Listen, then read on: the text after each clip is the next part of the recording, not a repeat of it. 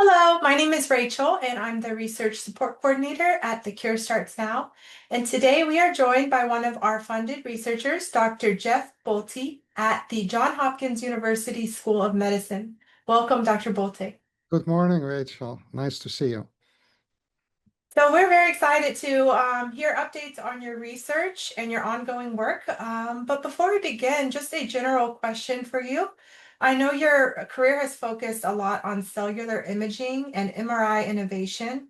What originally drew you to the challenge of imaging cancer biology rather than simply imaging anatomy? Yes, thank you for asking that question. This started out a long time ago when I was a PhD student in a clinical immunology department in the Netherlands. And back then, there was a new area of research, which was cancer immunotherapy, using immune cells from our body. And the idea was that we wanted to see where these cells go once they're injected in patients. So where they travel, where they end up, are they going to the tumor? And at that point, I started labeling these cells with magnetic labels, magnetic particles that made the cells visible on MRI as black spots. So these magnetic particles are disturbing the magnetic field. If we see black spots, we know the cells are there. I went to NIH as a postdoc and refined those techniques. Then I came to Johns Hopkins, where I was fortunate to have collaborators abroad and at Hopkins to do clinical trials with that technique. Now, I deviated from the immune cell therapy to stem cell therapy, which was developing in the late 90s, early 2000s. And I had a very smart postdoc about 5, 6 years ago who came up with the idea that certain stem cells have abnormal sugar profiles on their surface, specifically a sugar called mannose. And mannose is essentially two glucose molecules together.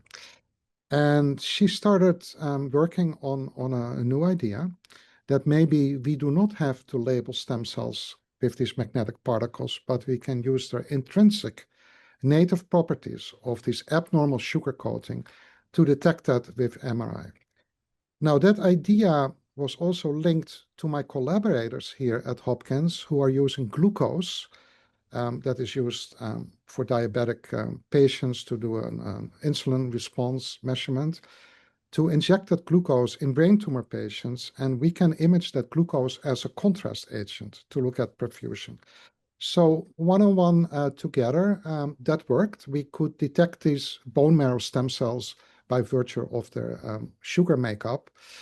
And then another postdoc came and was looking further into maybe other cells and thought maybe cancer stem cells have also that abnormal sugar profile because they're also stem cells. They divide very rapidly, and these stem cells drive the tumor aggressiveness and the recurrence. And so she started to look at glioblastoma cancer stem cells, and yes, they also had that sugar. And that led me into pursuing this new avenue of imaging brain tumors, cancer stem cells, um, with the goal to do this in patients. Mhm. Wow, that's fascinating how just different minds, different ideas, different specialties can all contribute to an innovative idea like this. Mhm. So I know your recent article that was published in Science Advances focuses on something called Mannose, which you mentioned, and HPTW MRI for glioblastoma. Mhm. For those of us who aren't radiologists, which is most of us, what did you discover in your research? Yeah. So we looked at a lot of tissue specimens of grade 4, very aggressive glioblastoma, and we could all stain them for Mannose. They also had that bone marrow kind of mesenchymal phenotype. So we thought, bingo, they have it, and let's grow these cells, put them in test tubes, stick them in the scanner, see if they provide the contrast. And they did. And we compared those very aggressive cells to non-aggressive brain tumor cells, and the non-aggressive lacked that. So we know mannose was a very important molecule. Um, We then, in preclinical research, we implanted these aggressive tumors in mice, and were able, in live animals in vivo, to see a very strong contrast of these aggressive tumor cells growing that was absent in the non-aggressive cells.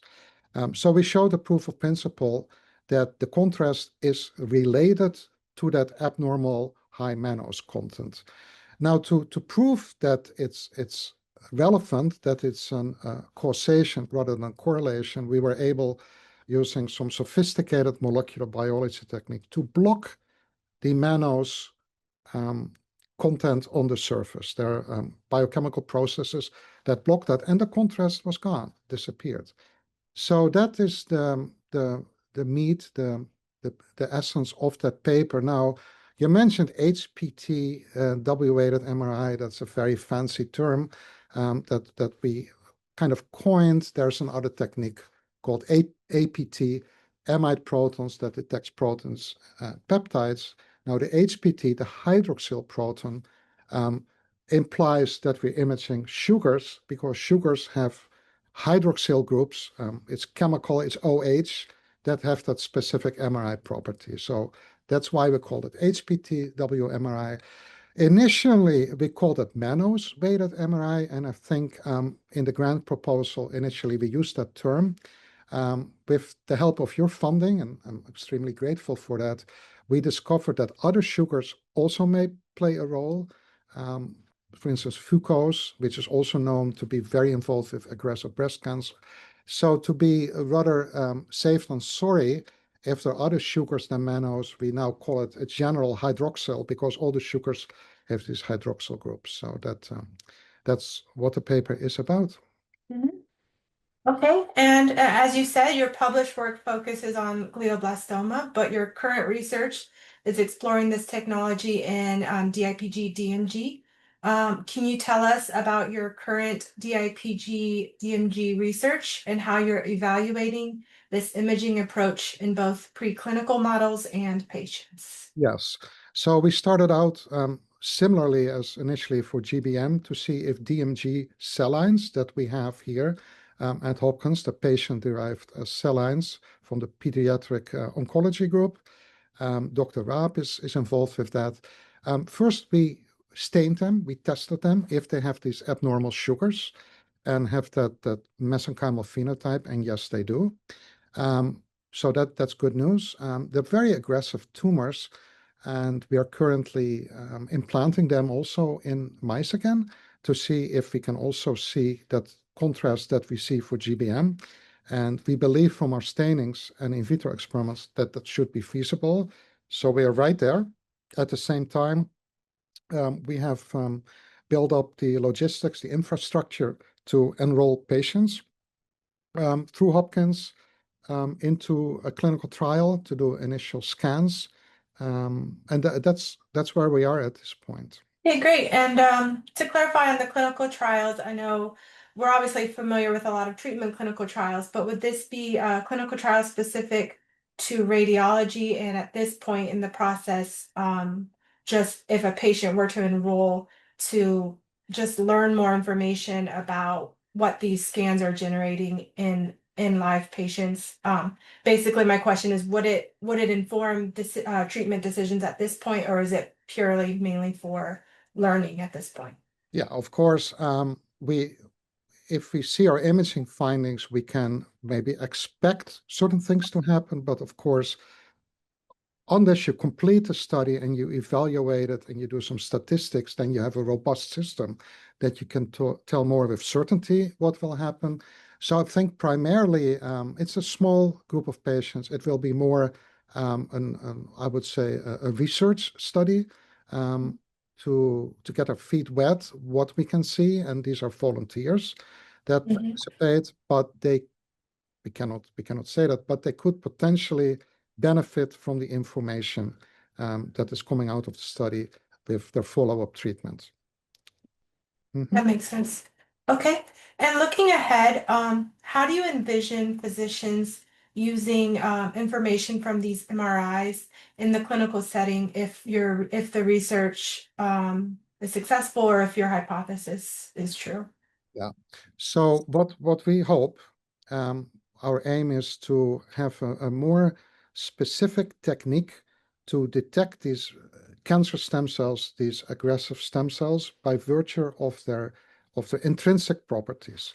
When we compared our initial scans to, we call it standard of care MRI, that is the routine MRI that is done in the hospital. The new scans are done in a pediatric brain institute called the Kennedy Krieger Institute. So these are research scans. What we have seen in our GBM patients, a couple of things. A is that what we see is different than the standard of care MRI. It's a different contour, a different outline.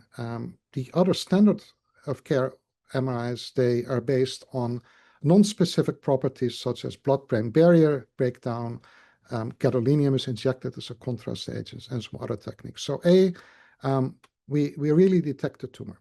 Now, this may help in surgical planning because you just want to scoop out the tumor. You don't want to scoop out too much, right? You don't want to have collateral damage, but you also want to make sure you remove everything. That's one thing. But we think the main impact will be on detecting residual tumor or recurrence after the first radiotherapy or the chemotherapy. When we detect residual or recurrent tumor cells with our technique, that will affect the treatment. The physician can decide whether or not to come back with radiotherapy sooner rather than later, or also with chemotherapy. So it is informing the physician if the therapy is working or if the tumor cells just come back and need to be treated maybe more aggressively. That's the ultimate goal. And that is currently very difficult or impossible to do with standard of care MRI. This is just a question more out of curiosity. Do you think this has any potential to help distinguish recurrence from treatment effect versus or radiation related changes? Exactly. So there is a process we call it radiation necrosis, where cells are dead, also brain cells and tumor cells. And it's currently difficult to distinguish between radiation necrosis and live active residual tumor growth. And this sugar makeup is only on live aggressive tumor cells. Radiation necrosis does not have that sugar content, so it should be clearly distinct contrast. Now, of course, this is our hypothesis, and as you said, this is something we like to learn in our initial studies that we are currently getting ready for. I know you mentioned that you will be testing this on live patients. So this kind of ties into my next question are what are some of the key milestones that would need to be achieved before this technology could become part of routine patient care or treatment clinical trials? Yeah, I think some of the milestones in general is that the MRI findings are validated, for instance, by biopsies that show the mannose content, that show aggressive proliferation. We also have blood biomarkers that we can detect these cells. They shed things in the blood. So we need to validate that what we see, first and foremost, that we see things on the MRI that are real sugar high overexpressing tumor cells. So I think that's the validation that's needed. And then also eventually what we like to see if the treatment outcome is improving when we implement the scans rather than have the standard of care MRI at certain time points.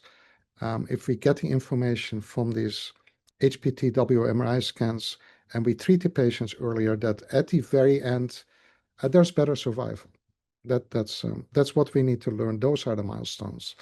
If that's proven, and this is going to take some time, it requires not just Hopkins, but then what it means is other centers are going to do the scans, right? It's not that hard to do. They have to have the special MRI method that they implement, and then a multi-center trial or study will then basically tell us this really works or does not work. And at the end, it could be a widespread technique. But that's going to take a lot of time. That kind of ties into, I think my next question was, how easy, with MRI machines around the countries at different institutions, is it, if they wanted to incorporate it down the road, would that be pretty easy, with their existing MRI technology to add these sequences? Absolutely.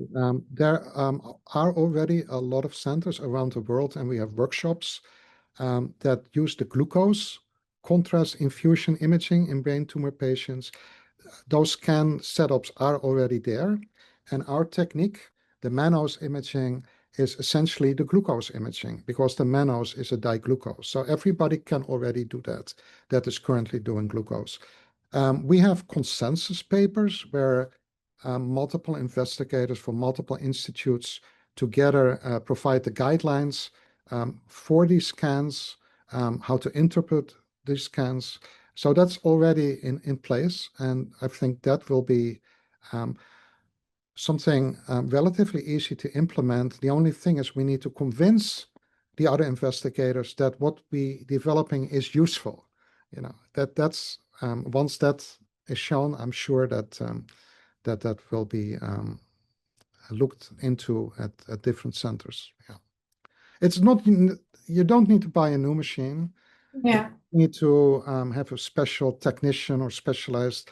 It's just I would say if you build something, um, then you can put something in there that is already available and doesn't need to be a new part or something. That's nice because, HPTW sounds so complicated. It's like, do we need a new MRI machine? But to know that, you can add it to existing technology is definitely Yeah. nice to know. Yeah. Um, okay. And you kind of mentioned it's going to take time. Your research in DIPG DMG is ongoing. Can you give our listeners an idea of maybe when we can hear the next wave of updates on your research, and maybe a general time frame of when you expect to generate more knowledge as you move forward with your research? Yeah, I think the preclinical part will be likely nearly finished, maybe the end of the year. Of course, it will take time to publish that, depending on how well that is received. The number of patients, as you know, DMG is very rare disease. Compared to GBM, there are not that many patients going through Hopkins or any hospital for that matter. So we think to get a good grip or answer on the first outcome of these studies, hopefully in a year or so, maybe next summer, we will know more if the clinical studies are worthwhile with using this HPTW MRI. Okay. And my last question is, what would you like families and donors to understand about the role that philanthropy plays in moving ideas like yours from the lab into patient care? So again, I'm sincerely grateful to have received this funding that allows me to do, or our team, not me, us to do this research almost immediately after we submitted the grant. It got reviewed, got funded. The funds came in very quickly. In the current environment of funding, as you may know, the NIH has been very slow with releasing funds for grants. It takes a long time to get those funds. Often we have revised an application. It can take 1 or 2 years before the funds come in. So what I think this foundation has done for us is a near instant resource to do these studies and also to fund what I call perhaps high risk, high award research that the traditional funding mechanisms are more skeptical about. They are more inclined to say, well, show me really what you got after so many studies or so many patients. That takes a lot of time. So this really accelerated the work we can do. So I think that's a key difference between the foundation and the other traditional, mostly government funding mechanisms. Well, thank you again for joining us. It truly was an honor to speak to you today. And thank you for all the questions that you're asking in this field that are generating really important information that's going to help all of the patients in our community. So thank you again for joining us, Dr. Bulte. Appreciate it. Yeah, Rachel, I really enjoyed your questions, and I was very pleased to have a chance to answer all your curiosities.